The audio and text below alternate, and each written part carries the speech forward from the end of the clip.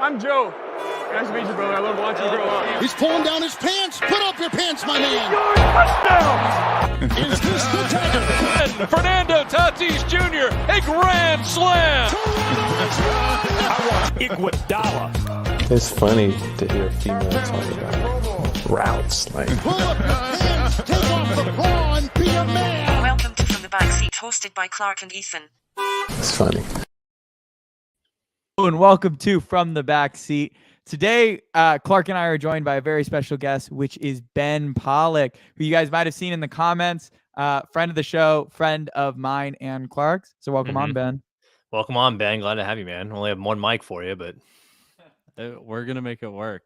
Thank you guys for having me. Yeah, huge, long-time follower from like day one. So day one. Ben is day one. Finally getting on the show myself. I know a lot of false hope with like Ben saying he'd come on in prior times, and now he finally follows through. We finally got the one Pittsburgh Pirate fan I think that exists in California to come out of the woodwork too. So always a good time.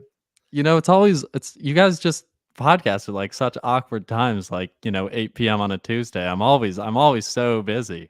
You're busy on 8 p.m. on a Tuesday a lot, Ben. I guess it's Wednesday right now. It's Wednesday. I was gonna say too. Come on now, it's Wednesday. Yeah, I'm free now, so we're good. Well, good. Yes, but representing probably one of a handful of Pittsburgh Pirates fans in California. Steelers fan too, and there's a ton of us everywhere. There are a lot of you, annoyingly so. Yeah, not unique as a Steelers fan here. I'm a Colts fan as well, so I've got two NFL teams. Tough season. Yeah, I've been following the Steelers a lot more this season. But I guess if I had to pick, if they were playing each other, probably cheering for the Colts in that game. And Jeff Saturday, big Jeff Saturday guy, I'm assuming. Huge. There's a reason I haven't followed that much this season. He's a great head coach. I feel like he's really, really rounding things well over there in Indianapolis. Seems like it's going well, no? Yeah, I'm sure it's great. I mean, I wonder what Sam Ellinger thinks of the whole situation. I think we need Sam Ellinger on the podcast just to know what Sam thinks. Someone make it happen. Get out of here, Sam. Is Matt Ryan a Hall of Famer? Like, has a Hall of Fame quarterback ever been like given the runaround like this? Like, no, I mean, again, I think we've said it a number of times on this podcast. Unfortunately, Matt Ryan deserves. I mean, he's been taken out behind the barn, I think, a couple times this season, but resurrected. And then taken out to the barn again. I mean, I would say if there was a Hall of Fame question for him, it'd kind of be gone. I feel like it's almost been diminished now at this point because it's such a joke. Yeah. I don't know, though. Yeah. We'll see. I don't know if everyone heard. Ethan mentioned Eli Manning. Was Eli Manning like benched and then reinstated and then like benched? Yeah, the thing about Eli Manning won, though. He won. No, but what I'm saying is Eli in his, I don't know if his final season with the Giants or I think one it of the was. last. I know you're But talking he about, was benched for Tyrod Taylor for a random game by Ben McAdoo because that's why Phillip Rivers took over the consecutive games record. Originally it was Eli, and then they broke it. Yeah, but Ben McAdoo made that decision. I think it tells you everything you need to know about that decision. Is a Ben McAdoo made it. Ben McApoo. Well, we got a huge show today, so we got a huge storyline. So Clark and I were actually at the Chargers-Dolphins Sunday Night Great Football time. game. Ben was at the Steelers-Ravens game, so we were all over the country doing the work that you don't have to while you sit at home. We were checking out these new stadiums, continuing our rankings of how they are. I mean, I'm at SoFi all the time, so it's nothing new for me, but it's new for Clark. So, Clark, one of the things that you were surprised about was how was the experience at a Chargers game? I mean, look, okay, so the Chargers game, I would say I texted this to you guys, and I told this to you on the car ride back, is I thought from like a production and entertainment, the Chargers like opening to bringing the team out, that was great. I think the only thing that like detracts from the fact of how great it was is that half the stadium's the opposing team's fans. And it's not even like that electric of a feeling because you're like, oh, the other team just jogged out of the tunnel. It actually sounds like there was more cheering for them than when the starting lineup was announced for the Chargers. So SoFi is awesome. If you ever get a chance to go there, whether it be for a concert or, if it's a game itself, awesome atmosphere, really cool look. The concourse is super easy to navigate. Where we sat was phenomenal seats. And we got lucky. I mean, we got treated to watch the social media quarterback just do some work. The social media quarterback makes social media throws. That's just what Justin Herbert is, I guess. And I think that was probably the best part of the game, is that it was just watching Justin Herbert be who Justin Herbert is, which is just a goddamn stud, dude. The guy balls out every time. I've said it since he was coming out of Oregon. He is it. He's the truth. And he yet again showed it against the guy that everyone was like, oh, is he even better than Tua? That question should never exist. That question should never come out of anyone's mouth again. Justin Herbert absolutely is head and shoulders above Tua Tagovailoa. It's not even close. All you have to do is just watch that one game, and you got every single answer you needed. Well, so I have a question for you, Clark. So earlier this season, we talked about how there were only 3 elite quarterbacks in the league. Is it time to put Herbert back in that conversation? Oh, I mean, it's tough because it's recency bias, but I think if you take into consideration of what Herbert's had to go through this year in terms of really bad offensive line play, he hasn't had his wide receivers there all healthy, except for maybe last game for the first time all season. I think it's important to judge quarterbacks not when everything's perfect, but when things are falling apart around them, because that tells you who they truly are and the talent level that they possess to carry a team. And I think the fact that the Chargers have maintained and been in close games despite being nowhere near healthy, besides Herbert not getting any help, I think you shows how talented he truthfully is. So yeah, I think Herbert's in the elite conversation. I never really took him out of it. I just think it maybe wavered a little bit because of the results the team was getting. But the truth of the matter is that when you watch Justin Herbert, he makes every alien throw that guys like Allen and Mahomes do. He's up there, no question. So, Ben, I got to ask, is there anyone we should include in the conversation of elite quarterbacks? So is your 3 is Allen, Mahomes, and Rodgers? Burrow. Burrow's in it at this point. Burrow is separated for sure at this point. When did you make this list? This was mid-season. This was like mid-season. This is a couple weeks ago. I don't know if you can take Rodgers out so fast. I think you can this year for sure. It's been a train wreck for Aaron Rodgers this year. Yeah, but the man was the MVP.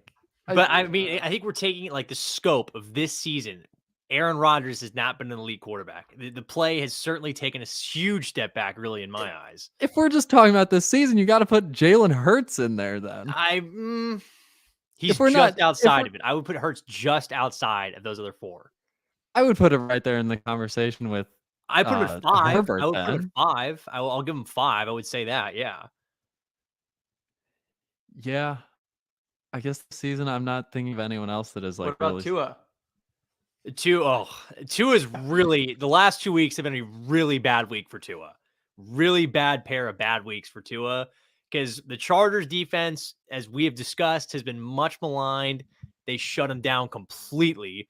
And in San Francisco, the week prior, missing a ton of players, if I'm not mistaken, and he struggled there too. And he lost to Brock Purdy, but that's understandable at this point. Everyone does that because he's goated. By the way, get our merch. Go check out our merch off that Purdy 30. Yeah. Clark, you want to take a victory lap on Brock Purdy for a second? Yeah, look, here's the thing. I mean, I don't know if he's going to play tomorrow or else the victory lap would be a little bit larger, but I told you so. I told everyone here. I wasn't even like, I know everyone was like, oh, ha, ha, ha, he's joking. But if you turned on the tape from that game against Miami, you saw a guy who, first off, makes throws that a lot of first and second year guys would never even consider. And he did it again last week. He took shot after shot. He commanded the offense. I think a perfect example of how in sync he was in that double go move by Brandon Ayuk, the touchdown at the end of the half. He knows the offense so well that Ray McCloud was coming in motion and was going to go to the wrong spot. He stopped him. McCloud's a vet, by the way. Told him to go to the right spot, ran it perfectly. The guy knows what he's doing. He's not going to be the most talented or most absurd dude out there, but he kind of has this feel of like, to me, he almost reminds me of what people thought Baker Mayfield was going to be. Like, he's this guy who plays with, it seems like, a lot of fire. He's not going to jump off at any point measurably wise, but he's sneaky athletic, and he does the things that you like a lot. And I think, again, too, what really helps him is that he's in a Shanahan offense. This guy, I mean, he knows what he's doing. The athleticism, it's sneaky. I like a lot what there is to like about Brock Purdy, and I think this is a guy they can win a Super Bowl with. I don't think that's a question in my mind. Clark, what did you think of my Shanahan post from the other day? If you didn't see it, I posted basically a TikTok of the Shanahan scheme is so easy because they've made now 6 bad quarterbacks this year look like MVPs. So that was my observation. So Clark, what were your thoughts? I mean, I don't know if I would say bad. I mean, I don't think there's some guys I wouldn't say necessarily are bad. But I would say certainly you can take a look at the Kyle Shanahan run offense and say, okay, schematically, it's probably one of the best in the NFL. I mean, there's a lot of guys in there that are using it and playing in it right now that have clearly taken a huge step into the next level. And I think whether it's Tua, whether it's Purdy, whether it's Garoppolo, whether it's any one of these guys who have come out of this like Shanahan style offense, they flourish. It makes a quarterback's life really easy. Yeah, totally agree. Ben, you got any thoughts on the Shanahan scheme? Not on the Shanahan scheme, but I mean, to get the ball with like 58 seconds left at the end of that half, yeah, and go down the just field, go score a touchdown like that. It was pretty impressive. Yeah, I mean that's the thing too. Is I mean I don't want to make it too big of a thing because again, Tom Brady's older, the Buccaneers are banged up, but I think for a lot of young guys, they're coming in. Their first career start is against the greatest quarterback in NFL history on the other side. You would think that there would be a lot of intimidation and a little bit of nerves and a lot of pressure. I didn't see any of that from him. It was cool, calm, and collective. And again, I said this when he came in and filled in for Garoppolo. It's not a drop-off. If anything, right now, it looks like an improvement. He's off that Purdy 30. He is. I mean, I know people thought I was joking, and I was kind of to an extent, but I'm serious. Brock Purdy, if you turn on and the tape and you watch the film, he kind of gives off the vibe, man. It's just something about him. All right. Yeah, I feel like that's the biggest takeaway. But so where we're going to go from here is I think we should go on to our main segment is where we're going to redraft the 2020 draft class. So the best way to talk about basically the Herbert Tua debate is to revisit that draft. I think it's the best way. When you look at it top to bottom, there are stars all over the field, and there's multiple ways to go about this. So Clark, I'll give you a second to pull it up. Ben, if you want to pull it up. So Ben and I are going to be on a team together. Clark will have the first overall pick. So we're going to put him right in a tough spot right to begin on between the Joe Burrow, Justin Herbert debate right off the get-go. So we're going to put Clark into a blender, and then Ben and I will obviously take the other one, unless if Ben wants to go a separate direction. But I assume he's not going to. So Clark, you have the first overall pick. Who are you taking? This is so tough. Because here's the point. I know it's the point, and that's why he gave it to me, because you freaking suck. Because I love both of these guys who are the top of the question. And I want you to pick. Well, because it would be obvious who I'd pick, so it's no fun. I mean, yeah, because you're biased and I'm unbiased, and I supply unbiased takes at all time, and you flourish on. What do you mean? I've praised Burrow a lot. I just think Justin Herbert has a higher ceiling. Okay, I agree. I do agree, and this hurts me to say this, but I would go first overall pick. I would take Justin Herbert, and I think they both have elite characteristics. They both do so many different things extremely well. But ever since I watched Justin at Oregon, the physical traits are there. His arm is ridiculous. He reads the field well. He not only makes plays outside of the pocket, but he navigates inside the pocket so well, and he makes every throw in the book.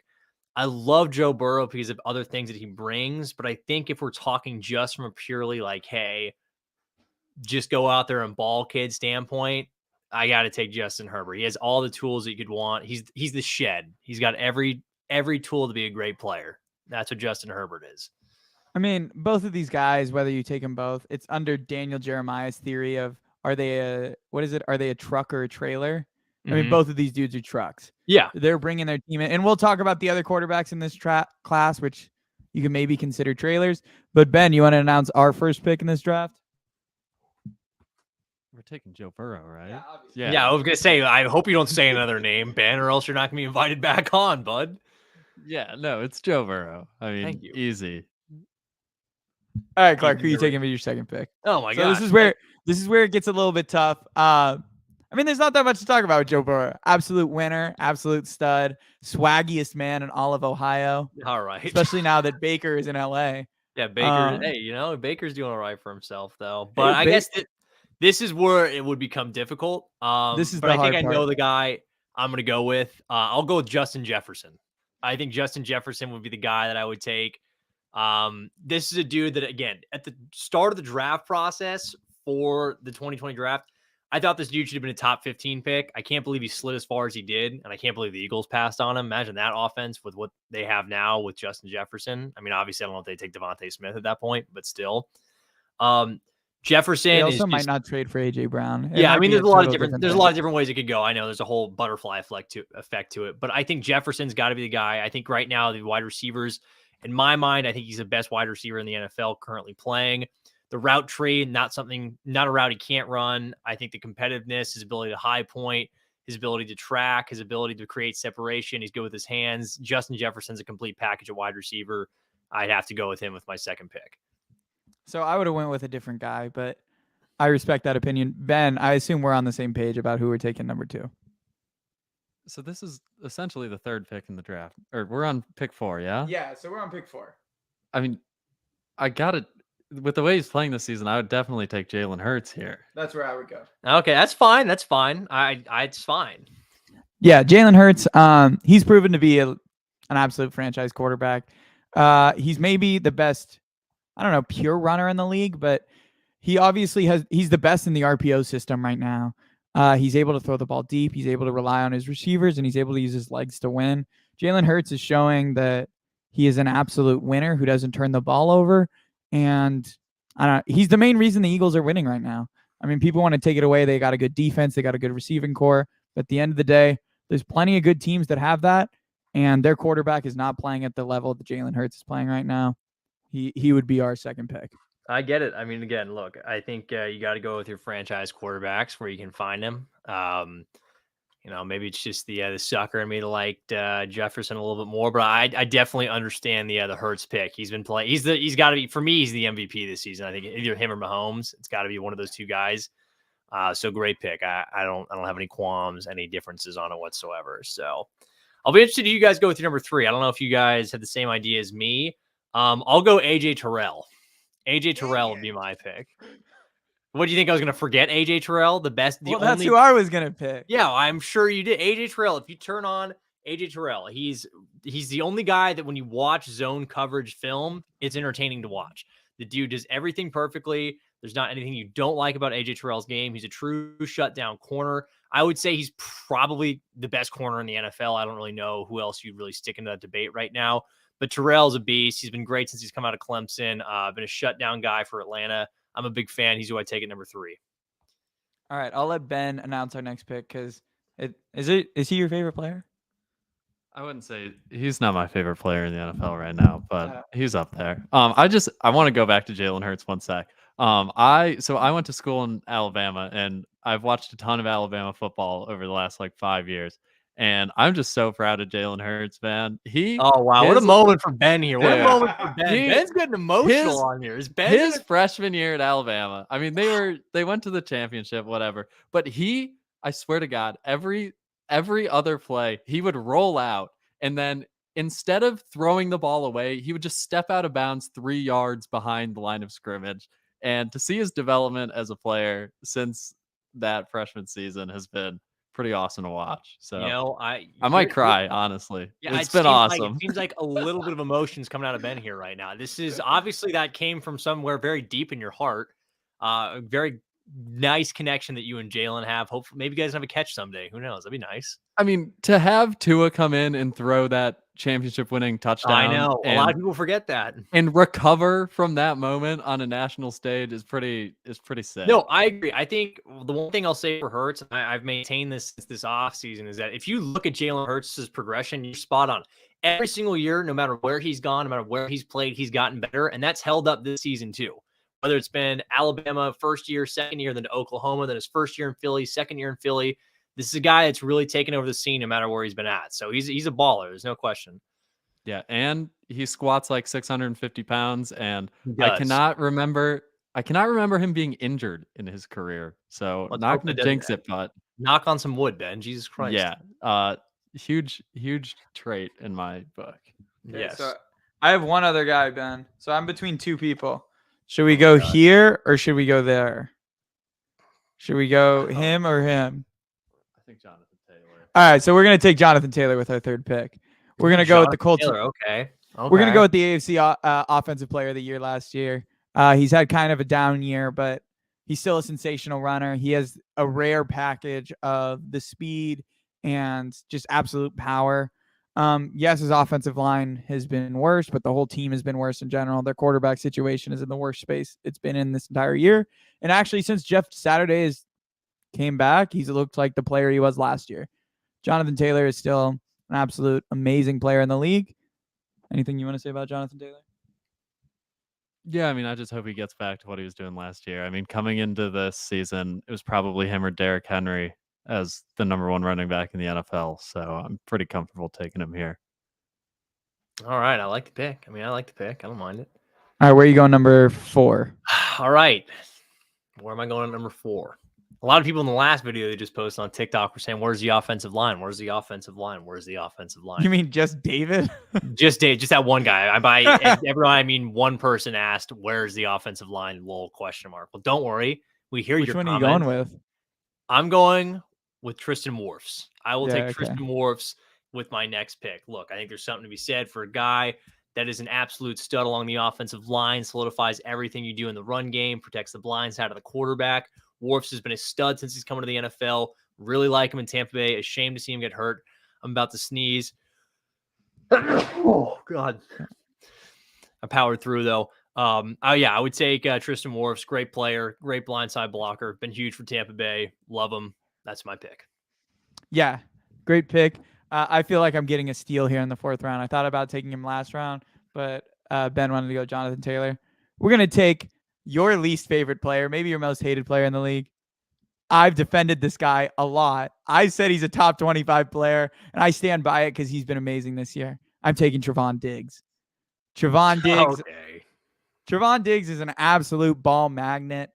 He's been shutting down people this year. He's actually become less of a Marcus Peters type and more of a shutdown corner. He's allowed the 5th lowest passer rating against him this season. I mean, he benefits from having an amazing pass rush in front of him, but he's a huge reason why the Dallas defense is so dominant. So I'm going to take Trevon Diggs here, and I'm going to book in that card. All right, fine. Fair enough. Well, I mean, look, I like the Diggs pick. I think sometimes he gets cooked by 5th stringers and stuff. What are you going to do? I guess it's just the way that happens when you play the ball a lot, and he's an aggressive DB. I'll go ahead and take, though, the guy that plays on the other side of the football that also wears a star in his helmet. I'll take CeeDee Lamb, 5th overall with my pick. Look, I think when you look at CeeDee Lamb, you see a guy that's a complete package of wide receiver. I think he has great yak ability. I think he does a great job of getting open, creating separation off defensive backs, uses his hands really well. I think what I really like about him, too, he has really late flashes with his hands. He doesn't stick them up early. He just puts them out there real quick. I love everything that CeeDee Lamb brings to this. For me, I would take him at number 5 for myself. Yeah, so we're between a couple of guys here at the end of the draft. Who should we go with? I'll let you pick. And then I'm going to list off some players I think that are going to miss this top 10, but I think realistically should belong in this conversation. But I'll let you pick our last guy. No pressure, I'm Ben. still going to take Chase Young here. Oh, God. What? Chase Young? He was such a beast when he's been on. Where has he been? Great question. The upside is there still for me. I think it's still a fine pick here. The crowd is booing that pick at this point. I was okay with it. Very loud. So some other guys, I'm going to list off some other players I was looking at. So Dredrick Wills, I think belongs in this conversation.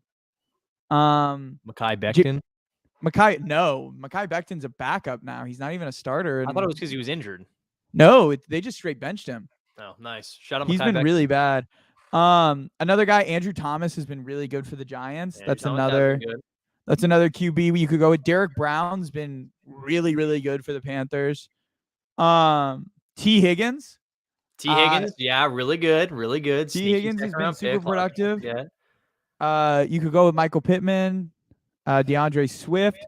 Now, one guy I thought about taking as a late flyer. Go back up. Oh, so he's bringing down Gabriel Davis, which Gabe Davis has been good. Okay, but what about Tua? No one's. I mean, we got to be honest. Someone would take Tua at some point. Somebody would take Tua at some point. But one guy I want to throw out that's been really hot recently, and maybe this is recency bias because I just watched Monday Night Football, but Josh Uche for the Patriots. Oh, 10 God. sacks over the last 7 games. Yeah, what did Kelly tell you that one? She was saying No, I was- mention Josh Uche. Yeah, I bet it was. I Yeah, bet you it think was. she Kelly's knows who doing- Josh Uche is? Kelly knows more about football than you do. What are you kidding right now? Oh, you're right. It's Oh. true. She has to hand walk you through everything. Yeah, she was actually this whole time. My headphone is just her on the phone, and she's telling Ben and I what to pick right now. I mean, please, that'd be good advice. She was like, "Can you somehow take Mac Jones in this draft?" Elite pick. The Mac attack. Ben was also saying that because one thing Ben has never said publicly, but I know, is he believes that Mac Jones is the best Alabama quarterback. Why, Ben? Please, wait, hold on. Okay, we Before haven't. you- wait, I Ben, haven't. Whoa, before whoa, you- whoa, whoa. Stop. I Before haven't- you talk, I haven't before you talked to- talk, just know that there's like people who listen to this occasionally and will think differently of you if you say this thing out loud to like the 15 listeners. Those people will judge you for what you're about to say. I'm gonna get flamed on TikTok. Yeah, I want you to say it with your chest. Don't sit there and not be like, you really think Mac Jones. Okay, I haven't talked to him since Jalen Hurts has been having an MVP season. Okay, But- but like the fact that was even a thought beforehand that he I- sucks.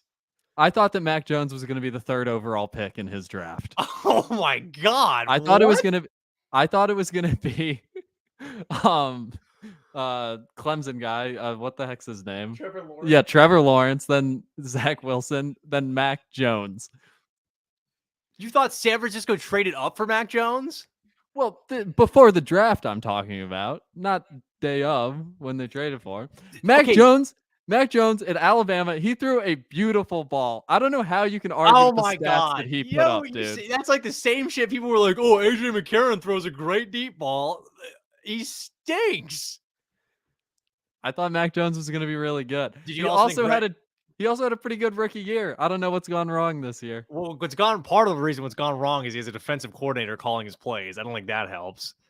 Yeah. However- so you're defending Mac Jones here with I'm me. saying that is a legitimate defense, but you just sat here and said, with a straight face, may I add, that you thought Mac Jones was going to be the 3rd overall pick in the draft.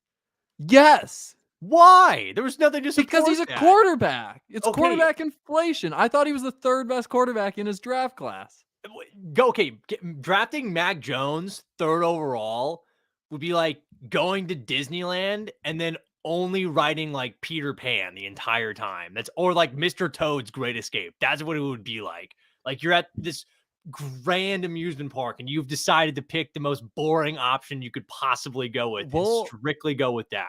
I'm gonna look up see if I'm remembering this correctly after the show. I remember not being like in the minority here. I in that take. would really hope that you would be in the minority. What he ended up getting drafted 16th, and it felt like he fell, right? Yeah, because he got 15th? taken by the freaking Patriots. You knew Belichick was going to Yes. do that. Lots of people had him in the top 10. Like he was. So that puts him the 4th best quarterback, and I have him 3rd instead of Trey Lance. Trey Lance was like a question mark coming out. He was 5 because it was Justin Fields. Oh yeah, I also was a Justin Fields hater.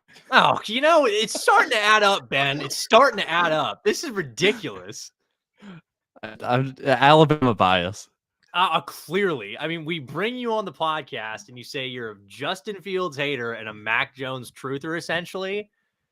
Oh, Okay, well, so I am going to defend Ben here for a second. I mean, there were all those reports by all of those insiders that said Shanahan was trading up for Mac Jones. I mean, it's not that far. I mean, a lot of people thought, and we kept talking about, there's no way that this is actually true.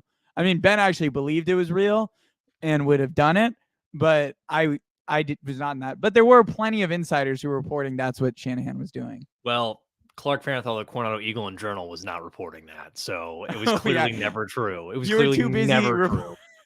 You were too busy writing your columns about top Padres things right now. Those columns have been spot on, folks. I'll tell you that much. All right, so let's go on to it. Clark has been, if you didn't know, Clark is a local sports reporter for the Coronado Eagle, and Clark has been tap putting in, out folks. predictions Really about pick up that paper. about the Padres season so far. And Clark, I feel like it's time for you to take a nice little victory lap. Who did you say the Padres would sign? And they did sign. I said the Padres would sign Xander Bogaerts this offseason. And oh my goodness, look what happened. Clark's baseball take was right again. What a shock. Wait, it's not. It's because I know what I'm talking about occasionally when it comes to baseball. This move for the Padres is so unbelievably big for so many reasons. Just from a fan perspective, I think it's just another reminder to be grateful for the fact that we have Peter Seidler and AJ Preller. I mean, this is ridiculous. These guys are going out here and spending hand over fist amounts of cash. Not only that, but when Fernando Tatis is back and healthy, just from a baseball perspective, you currently have a 1 through 4 that will be Tatis, Soto, Bogarts, Machado. Are you kidding me? How do you deal with that? The answer is you probably don't deal with it very well. And then you slot in guys like Cronenworth and other players in there in the lineup, and everyone just becomes that much better. What a lethal move for the San Diego Padres. Such a huge moment again for the organization. It's another recommitment to how serious this ownership group is to winning. I loved it every step of the way. And again, I think the big thing for me too, just going back from a fan perspective, is that for so long, and I'm sure Ben can kind of attest to this in some ways, a Pirates fan still, for so long as a Padres fan, you felt like everything was against you. You're like, there's no way this is going to go right. The offseason comes around and you're like, okay, maybe we'll sign a guy for like a 2-year, $6 million deal. And it'll end up on a poster for some reason, even though you know he's not good. We used to have an owner that would go on sports talk radio and say we feasibly can't sign a guy to a $12 million deal, which was just lying outright to the public.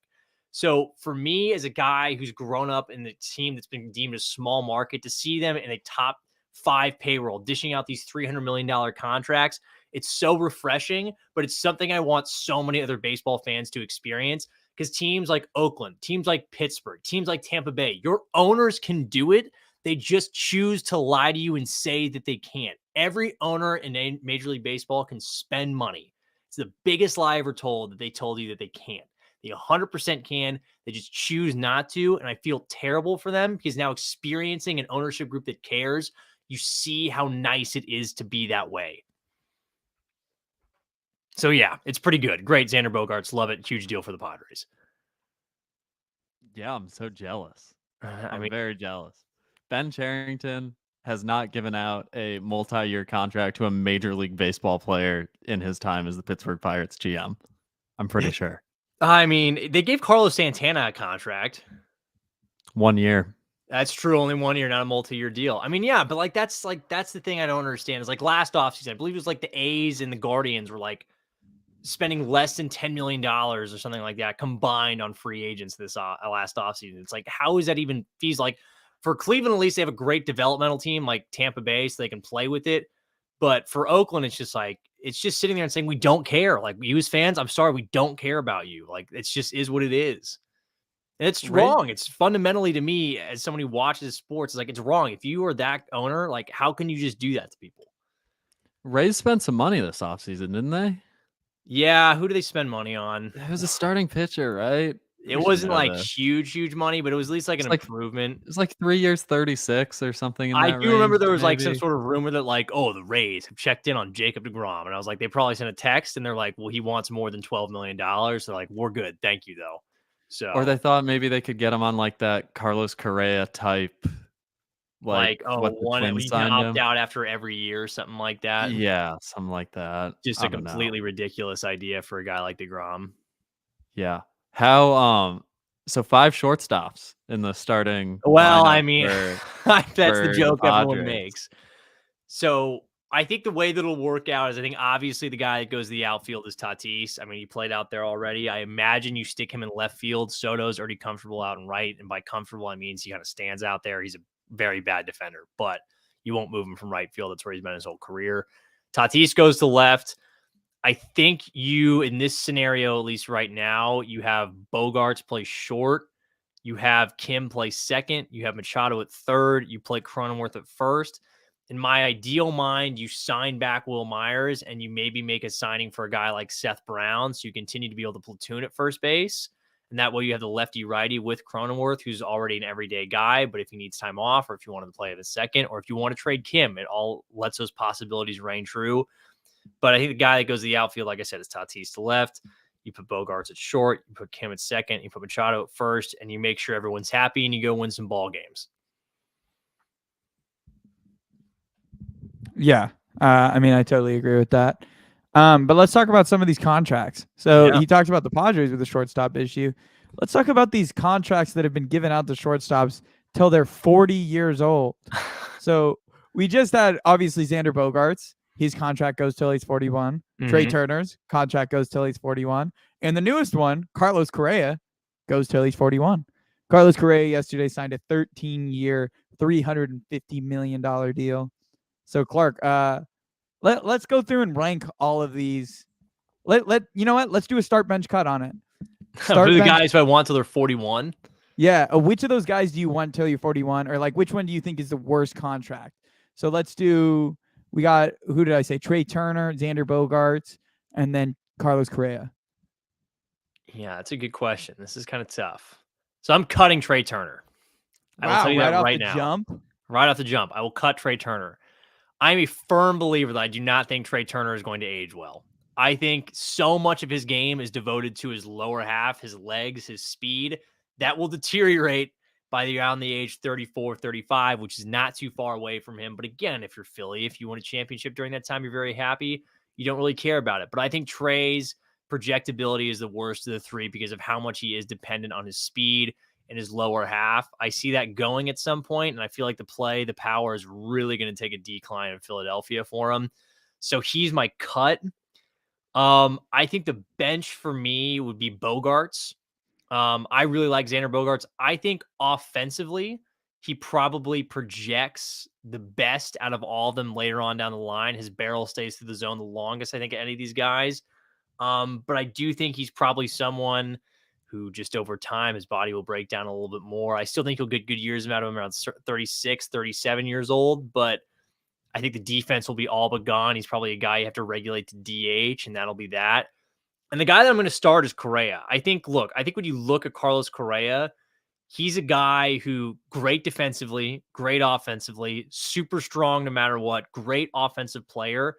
I think he's someone that weirdly, and this has nothing to do with the other two guys, because I'm sure they take care of themselves too, but I think Correa is one of those dudes who's a freak about his health. And I think he lasts a little bit longer. I think he's still very productive at age 37, 38. I think also too, he's a guy that if the Giants get into the postseason, I know Bogaerts is a really good postseason hitter, but Correa steps up in huge moments. I think he has some huge moments for San Francisco in the postseason. And I think people look back at that too and say, okay, that's another thing for Carlos Correa.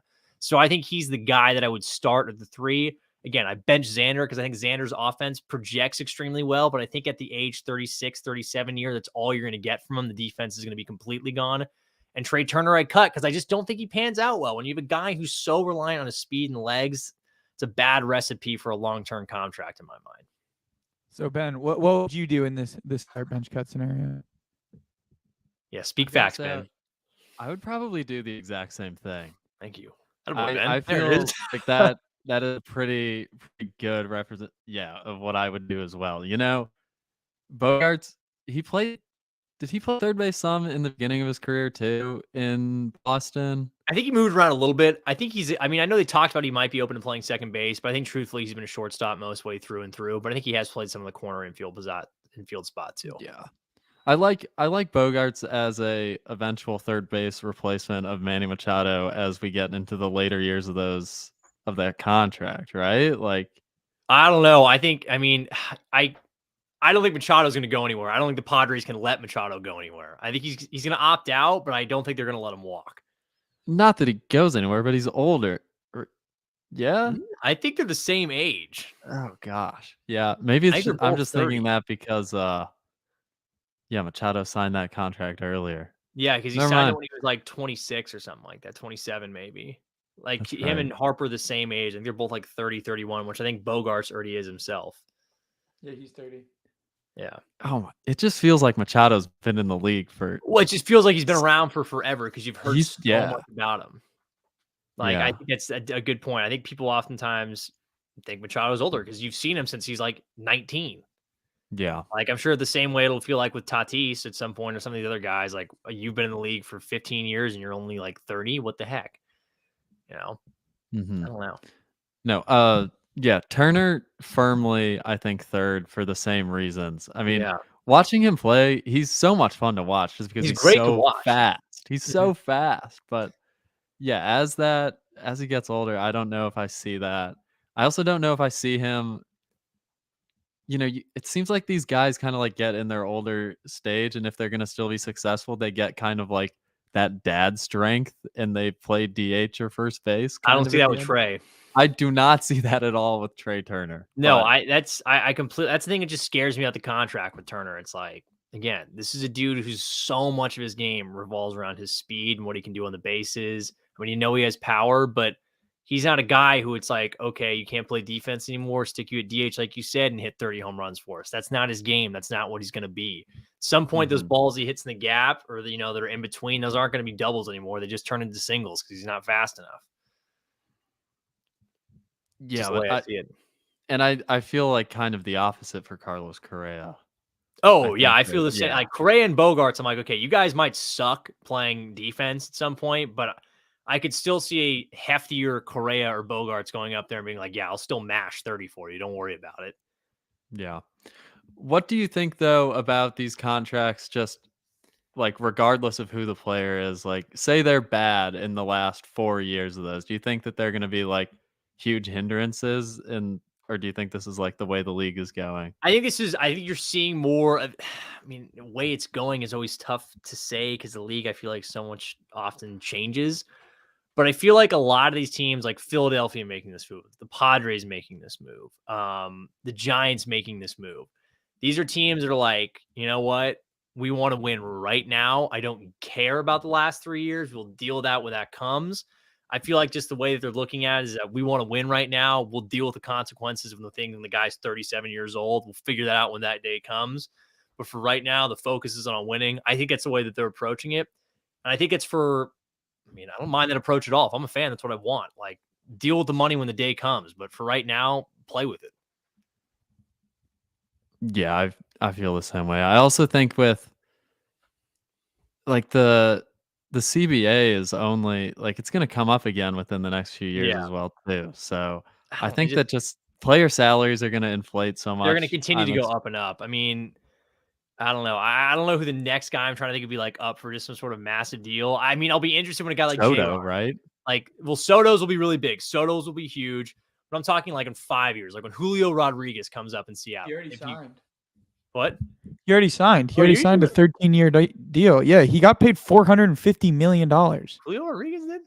Yeah, he's the highest paid player in the league right now. Is he? Why am I not remembering that? Why would I It feel was like in the middle of last season. Yeah, he signed like a 14-year, $450 million deal. Rodriguez contract? Yeah, J-Rod is already signed. It's going to be Soto. Soto's the next big star. Oh, yeah. Well, that's Soto then. I mean, Soto's probably your 500 mil guy. Oh, Ohtani. Yeah, that's right. Shohei Ohtani. I mean, that'd be a great. I don't know why I forgot Julio Rodriguez signed that deal. I guess you're right. It was in the middle of the season. I was paying attention to other things.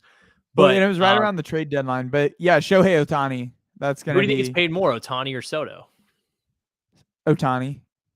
Thanks. Well, I mean, I guess it depends. The reason I'm going to say Ohtani is because exactly what's happening this offseason, and I think is going to happen next offseason, is I think a bunch of these teams that want to contend right now, they're going to pay Ohtani a huge AAV front loaded, but it's going to be over like 12 years or whatever, but it's going to be a massive AAV count. And they're just going to deal with the consequences. I mean, it's probably a thing where like, because that's what's happening right now is they're just signing these older players to huge contracts with like, hey, we need him for the next 4 years and we'll deal with the next 10 after that. Yeah. I mean, they'll be better than beyond 4 years, but I know I agree. I know you're agreeing with what I'm saying essentially is that, yeah, like, you deal with it when that day comes around, but for now you try to go out there and win. But yeah, I would think, yeah, Ohtani would probably get a higher AAV. I would say in terms of largest contract, I bet Soto probably walks away with probably more total value, but I don't know. I mean, I'm thinking that it's going to be Ohtani, even just like the marketability of Shohei. I know he Ohtani brings so is, much. Like, there's so much extra value there besides what he does on the field that I'm sort of scared and I mean, this is just me, and I really hope this doesn't happen. But he just goes to the other LA team.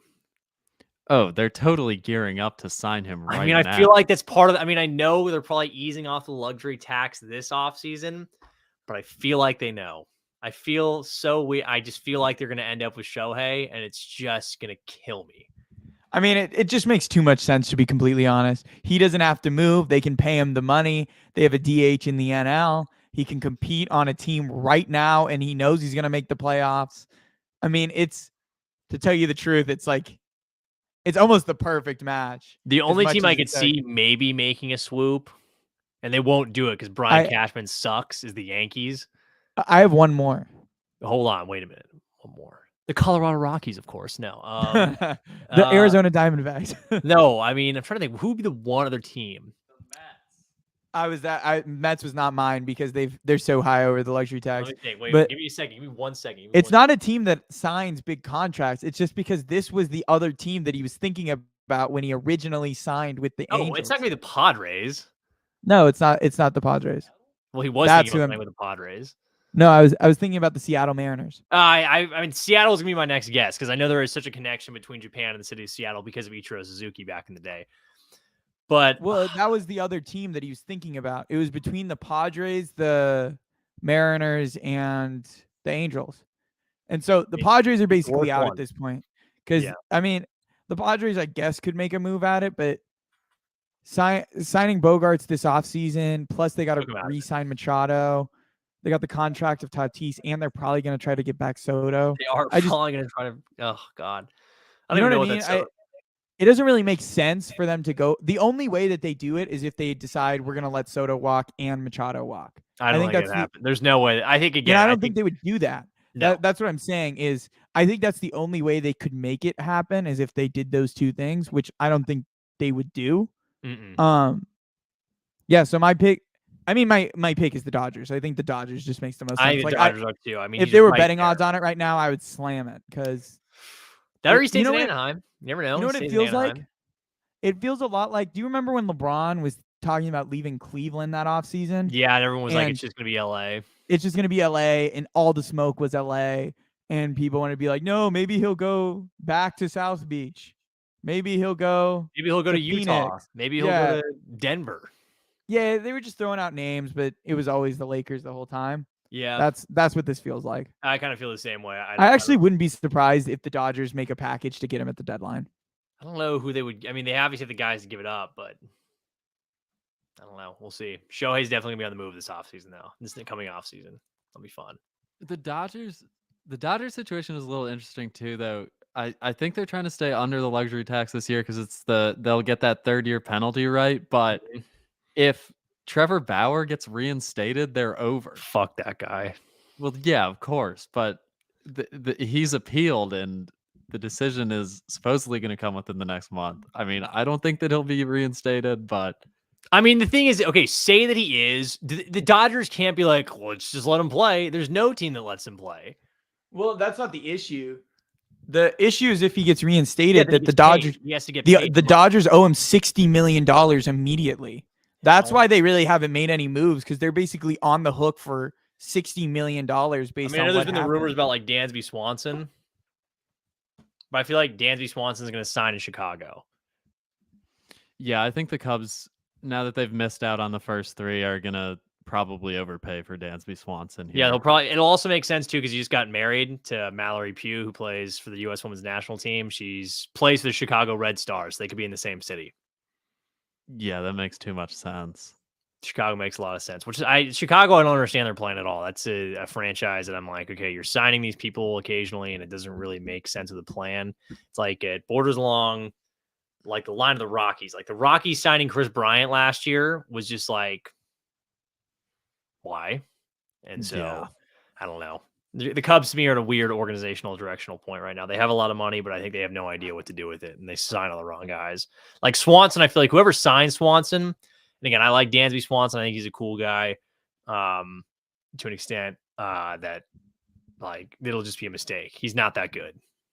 The thing with the Cubs, though, is when you're in the 3rd biggest city in America, you can make them.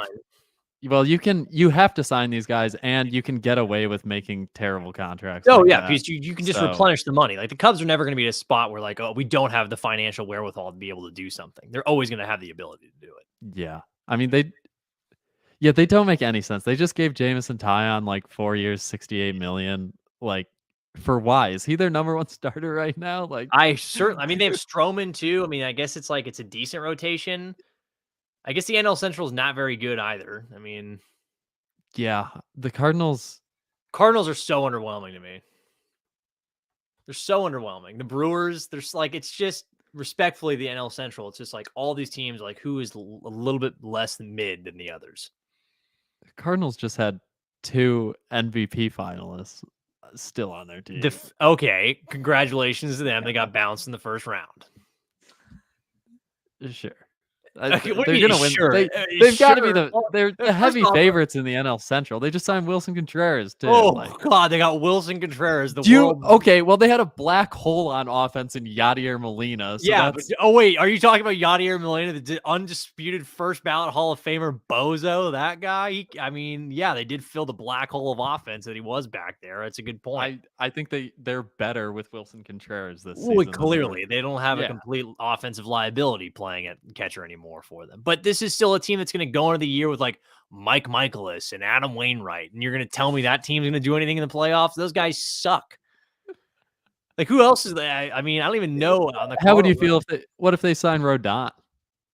I think that's been a rumor. Okay, cool. They have one good starter in the rotation now. If they chart out, if you're telling me right now, there's not a single team that's oh my God, we have to face Mike Michaelis in game 2. What are we going to do? That guy throws a sinker that doesn't do shit. I mean, Jack Flaherty comeback season right here. Jack Flaherty, I wish would come back, but the city of St. Louis hates him, and it's ridiculous. Wait, why does St. Louis hate him? Because Jack Flaherty had the audacity to say he supports Black Lives Matter, and then freaking everyone in St. Louis lost their mind over that. Cardinals, they don't sell out the stadium when there's a Trump rally in town. Yeah, well, it's because of the same freaking brand of people. Cardinals fans, MAGA Cardinals fans, freaking losers, dude. I hate them. Well, so let's talk about Carlos Rendon for a second. So Carlos Rendon, political there for a second. Sorry, I know I had to move on from that conversation. Get Jack Flaherty to San Diego so I can give him a hug, man. Jesus. We can't continue on your Trump rally. No, he deal about the that, Cardinals. Dude. Literally, he had I'm going to support a social cause, and they're like, oh, no one buys jersey anymore. It's what? All right, so let's talk about Rendon. Rendon is probably the biggest remaining free agent. I mean, I guess maybe you can consider it Dansby Swanson, but I think Rendon is probably a bigger fish right now, just because of the need at starting pitcher. So where do you think Rendon actually ends up? I mean, he's basically been floated to every team in the league pretty much, but where do we realistically think he could end up here? Where do I think he realistically ends up?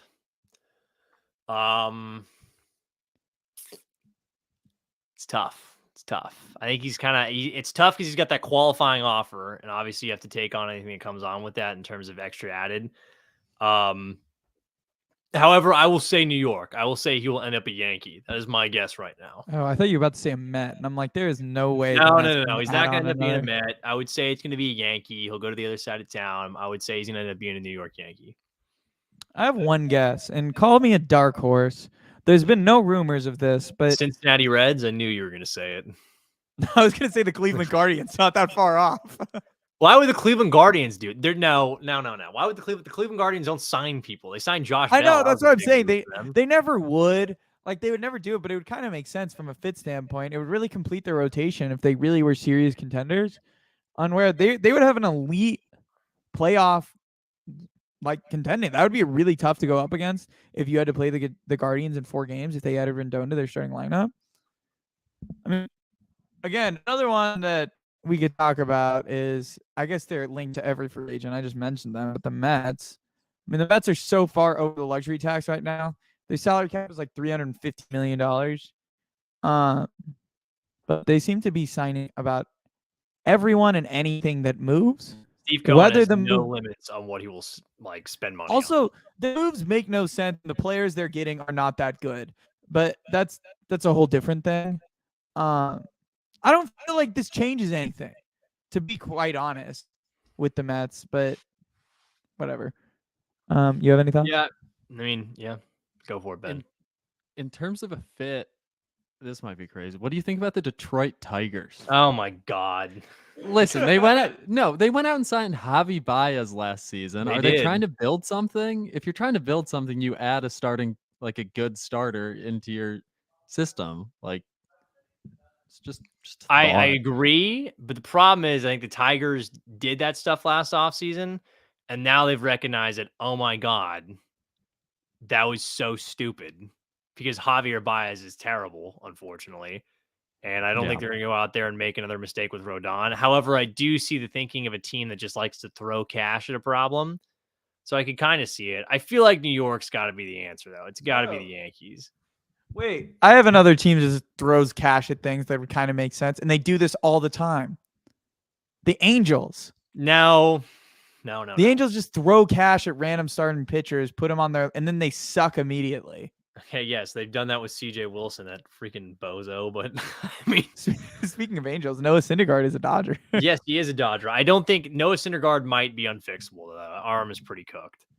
I mean, I don't really get how you. I mean, the Dodgers will find some way to make him an efficient pitcher, but the issue is whenever they fix those kind of project pitchers, whenever it gets to the crunch time of when they need him to be good in the playoffs, they kind of just fall apart. So I don't really know if it changes anything. I mean, now you got me thinking about it. I just San Diego trade for Jack Flaherty so we can save him. So you're still on that? Yeah, I'm just thinking. Let me save Jack Flaherty from the awful people of St. Louis. You got to write your column, then it'll become real. That would not. Coronado would not take kindly to what I would have to say about the city. It's called of St. good Louis. journalism. All you got to do is toss a tortilla at him, and then he can feel. Stop. No. I just want to have Jack Flaherty somewhere where he's safe and welcome in the city of San Diego, and not in an absolutely gutter town like St. Louis that hates him for no reason. All right. So before we end the show, Ben, do you have any final thoughts to end us out? Yeah. MLB contracts. O'Neal Cruz, $600 million deal when he becomes a free agent. I'm saying it right now. $600 million. Where is he going to be? The Mets. Now still have Lindor. Oh, that's a good point. The Mets will still have Lindor. He's going back to the team that signed him. Yeah, Dodgers. I was about to say he's going to be a Dodger. Dodgers are the Angels. Dodgers. Or the Rockies. No, stop bringing the stupid Rockies. What about the Rockies? The Rockies have no clue what I got another one. Boston Red Sox. Red Sox could do it. Well, Yankees Trevor Story, I guess. They have Trevor Story's so beat, dude. I'm so sorry for him. He can't play defense. Yeah, I guess they can move him to DH. I guess O'Neal Cruz could go to Boston. Maybe like Toronto, the Blue Jays. He could be a Blue Jay. They throw money and stuff. Occasionally, but not that often. What any final thoughts from you, Ethan? Not today. I mean, Justin Herbert. Hopefully the Chargers will themselves into a playoff win. I mean, that win was absolutely massive for the Chargers. And right now it's looking like if the Chargers make it, it looks like it's going to be a first-round matchup of the Bengals and Chargers. So you might want to tune in for Clark and I on those tense lead-ups to when we're picking games, to when we're... we might just have to head out to Cincinnati. We might just have to head to Cincinnati and see it live. I mean, it'll be fun. We'll see. I mean, any matchup that either the Chargers or Bengals play is going to be a good matchup right now. It looks like the current crop is going to be, I think the Bengals end up taking the North, and then it'll be the Ravens, Dolphins, and Chargers is what it looks like right now, which any of those three teams in the first round are going to be tough. So, yeah, I mean, maybe Bengals out of that 1 seed, so it's fine. Oh, yeah. I mean, out of that crop, you probably want to be the 5 because I think the 4 seed is going to be the weakest team out of any of them. Whoever ends up winning the South. Titans stink. I would love to draw the Titans. Like that's probably your best seeding for the first round because I don't think if you're a team, especially if the Chargers get back Joey Bosa and Rashawn Slater, I don't think you want to play them all that much. Whoever gets the Titans round 1, I assume they beat the Titans for sure. Any final thoughts from you, Clark? Any final thoughts from me? Not off the top of my head. Again, I'll just beat it one more time. AJ Preller, trade for Jack Flaherty. Let's save him from the city of St. Louis. I don't want him there anymore. He's in a terrible spot there. Let him be in San Diego where they'll love him. Not in a city like St. Louis, which is so filled with hate. Speaking of Jack Flaherty, and maybe this will be our next merch drop, is we'll put Jack Flaherty into San Diego. But go ahead and get our Brock Purdy shirt. You want to check it out? It's in Yeah, the Brock Purdy, man. Shout out. Big game Go for get our Brock Purdy tomorrow. stuff. You can have my oblique if he needs it. Yeah, Brock Purdy. Go buy our merch. Hopefully you like it. I'll continue to add stuff to it. I'll put up an actual official From the Backseat shirt up at some point. But thanks for listening to the show. Make sure to, wherever you're listening to it, leave it 5 stars. You can listen to it on all platforms, Spotify, Apple Music, wherever. If you're watching us on YouTube, make sure to subscribe, like the video, comment, do whatever you need to do, and interact with Clark and I. Make sure to follow us on TikTok, Twitter, and Instagram. Last but certainly not least, come and join our chalkboard. So this has been From the Backseat with special guest Ben Pollock. If you liked Ben, please say shave the mustache to let us know that you want him to come back on. Yeah, Ben Pollock, known Mac Jones supporter, for Christ's sake, too. What are we kidding me here? This is unbelievable. He also never totally in said a that he different wants light, Jack Ben. Flaherty Totally different. I San see you in a Diego. way different light now, Ben. All right, this has been From the Backseat. I hope you enjoyed it.